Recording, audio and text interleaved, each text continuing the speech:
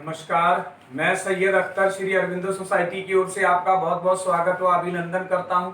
हम आज शिक्षा में शून्य निवेश नवाचार कार्यक्रम ZIIEI द्वारा संकलित एक रोचक व अभिनव नवाचार के बारे में आपको बताएंगे। हम इनोवेटिव पाठशाला के अंतर्गत NCERT के प्राइमरी सेक्शन के कक्षा 3 की गणित की पुस्तक गणित का जादू के पाठ 13 स्मार्ट चार्ट के नवाचार अभिनव शिक्षा तकनीक की गतिविधि गृह कार्य परिवेश में व्यवहारिक शिक्षा का इस वीडियो में क्रियान्वयन करेंगे। हम आशा करते हैं कि आप इस वीडियो को देखने के उपरांत इस नवाचार तकनीक को अपने विद्यालय व कक्षा में अवश्य लागू करेंगे। इस पाठ को ZIIEI के कई नवाचार गतिविधियों से पढ़ाया जा सकता है, परंतु आज हम इसे गृह कार्य से समझेंगे। तो आइए पाठ का सार समझते हैं। प्रस्तुत पाठ स्मार्ट चार्ट टैली चिन्ह और उसके प्रयोग द्वारा आंकड़ों के चित्रात्मक प्रदर्शन से निष्कर्ष निकालने की जानकारी पर आधारित है। इस प्रकार इस नवाचार की यदि नवीनता को देखा जाए तो इसकी नवीनता यह है कि इसमें पाठ की संकल्पना से जुड़े वातावरण का अनुभव करके छात्रों से गृह कार्य कराया जाता है, जिससे पढ़ाई गई अवधारणा को मौजूदा माहौल से जोड़ते हुए छात्रों की बेहतर समझ विकसित की जाती है। साथ ही गृह कार्य की उपयोगिता को भी समझा जाता है।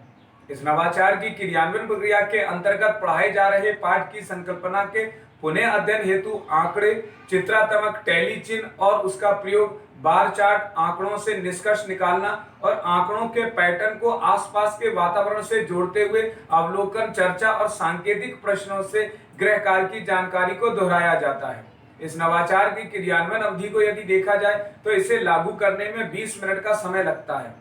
पूर्व प्रबंधन के अंतर्गत शिक्षक को छात्र संख्या के आधार पर पाठ की तालिका तैयार करनी होती है। पूर्व प्रबंधन अध्ययन एवं क्रियान्वयन प्रक्रिया के अंतर्गत इस नवाचार के माध्यम से गृह कार्य के रूप में अभिभावक की मदद से पाठ के कॉन्सेप्ट की जानकारी को दोहराया जाता है।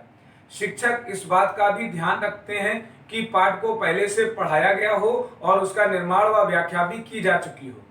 साथ ही छात्रों के लिए कुछ निर्देश भी दिए गए होते हैं, जैसे छात्र अभिभावक के सहयोग से एक चार्ट बनाएंगे जिसमें विद्यालय के कक्षा के छात्रों का ब्यौरा होगा। इसमें कक्षा 1 से 5 तक के बच्चों की उपस्थिति और अनुपस्थिति की संख्या लिखी गई होगी। शिक्षक छात्रों को तालिका की एक एक प्रति देते हैं। शिक्षक अभिभावकों के सहयोग से भरवाकर इसे विद्यालय मंगवाते हैं। इस तालिका में छात्र का नाम, कक्षा, बच्चों की संख्या, उपस्थित बच्चे, अनुपस्थित बच्चे व कुल संख्या लिखी गई होती है।